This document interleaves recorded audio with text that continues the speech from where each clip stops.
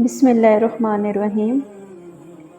جب اللہ تعالیٰ نے حضرت صالح علیہ السلام کو قوم سمود کی طرف بھیجا تو حضرت صالح علیہ السلام نے ان کو اللہ تعالیٰ کو ایک ماننے، اس کے ساتھ شریک نہ ٹھہرانے اور صرف اس کی عبادت کرنے کا حکم دیا۔ ان کو اپنے اوپر رب تعالیٰ کی نعمتیں یاد دلا کر سمجھایا کہ عذاب الہی سے ڈرو، اور انہیں عذاب الہی سے ڈرایا۔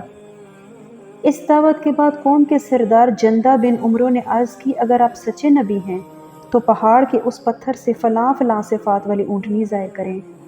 آپ نے دعا مانگی، سب کے سامنے پتھر پھٹا اور صفات مخصوصہ والی اونٹنی نمودار ہوئی اور پیدا ہوتے ہی اپنے برابر ایک بچہ جنا۔ یہ معجزہ دیکھ کر جندہ تو اپنے خاص لوگوں کے ساتھ ایمان لے آیا، جبکہ باقی لوگ اپنے وعدے سے پھر گئے اور کفر پر قائم رہے۔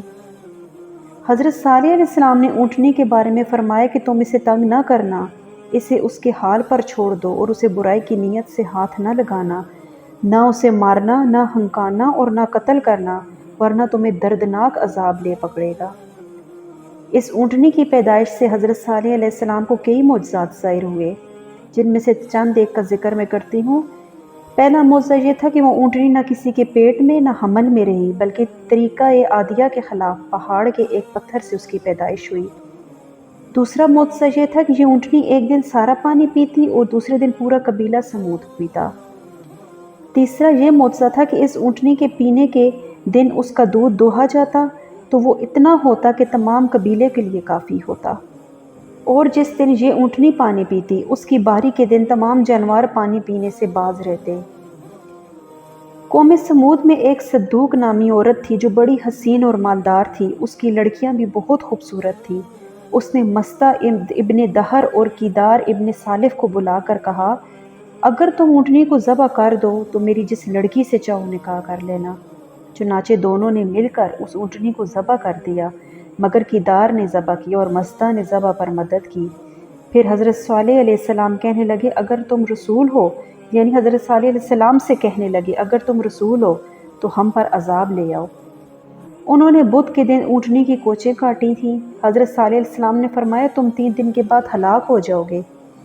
ان کے اسی کہنے کے مطابق پہلے دن ان کے چہرے زرد ہوئے، دوسرے دن سرخ اور تیسرے دن سیاہ ہو گئے۔ پھر وہ لوگ اتوار کے دن دوپہر کے قریب ہولناک آواز میں گرفتار ہوئے، جس سے ان کے جگر پھٹ گئے اور وہ ہلاک ہو گئے۔ ان کی ہلاکت کے بعد حضرت صالح علیہ السلام مومنین کو ساتھ لے کر مکہ معظمہ کی طرف روانہ ہو گئے۔ دوستو، علامہ ابن خلدون لکھتے ہیں کہ سمود کے لوگ طویل القامت تھے اور کثیر الاحمار تھے۔ سب پہاڑوں میں بڑے بڑے عالیشان محلات بناتے رہتے تھے اور ان میں رہتے تھے۔ 18 مربع میل میں یہ قوم پھیلی ہوئی تھی۔ دولت اور قوت اسے میسر تھی۔ دیار سمود میں پانی کی بڑی قلت تھی۔ لوگ دریا کے نہ ہونے کے باعث کنویں کھود کر پانی حاصل کرتے تھے اور زراعت کا کام سر انجام دیتے تھے۔ اس کے علاوہ ان کے پاس صرف ایک چشمہ تھا، ضرورت جو کہ ضرورت کے اعتبار سے ناکافی تھا۔ سمود کے جو لوگ تھے وہ اعلیٰ محلات بنوانے کے بڑے ہی شوقین تھے۔ وہ تجربہ کار اور ماہروں کو بلواتے، عمارتیں تیار کرواتے۔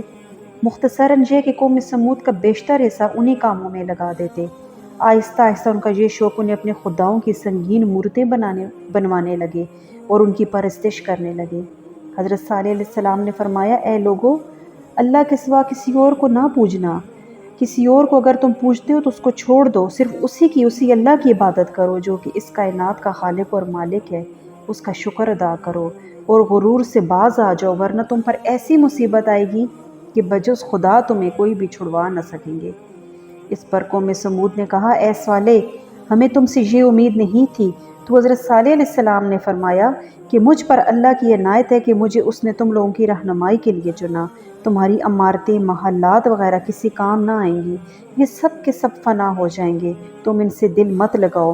قوم کہنے لگی، معلوم ہوتا ہے کہ تم پر کسی نے جادو کر دیا ہے، ورنہ تم تو ہماری طرح کے یہ کام انسان ہو۔ پھر کہنے لگے کہ تم سچے ہو تو کوئی نشانی دکھاؤ۔ اس پر استفسار فرمایا اور کہا کہ برابر والے پہاڑ سے ایک 10 ماہ کی حاملہ قداور اونٹنی پیدا کر کے دکھاؤ اور تھوڑی دیر میں اس کے قد جتنا بچہ بھی پیدا ہو۔ حضرت صالح علیہ السلام نے پہاڑ کے پاس اس کے قریب جا کر دعا مانگی اور ویسا ہی ہوا۔ لوگ دیکھ کر حیران ہو گئے اور ایمان لانے لگے۔ تو شیطان نے انہیں وسوسوں میں ڈال دیا اور وہ لوگ شیطان کی باتوں میں آ گئے اور انہوں نے قوم سمود نے اونٹنی کو قتل کر دیا اور بچہ بھاگ کر پہاڑ میں غائب ہو گیا۔ لیکن قوم سمود میں متکبر اتنا تھا کہ وہ کہنے لگے ہم تو جس پر ایمان تم لائے ہو اسے نہیں مانتے۔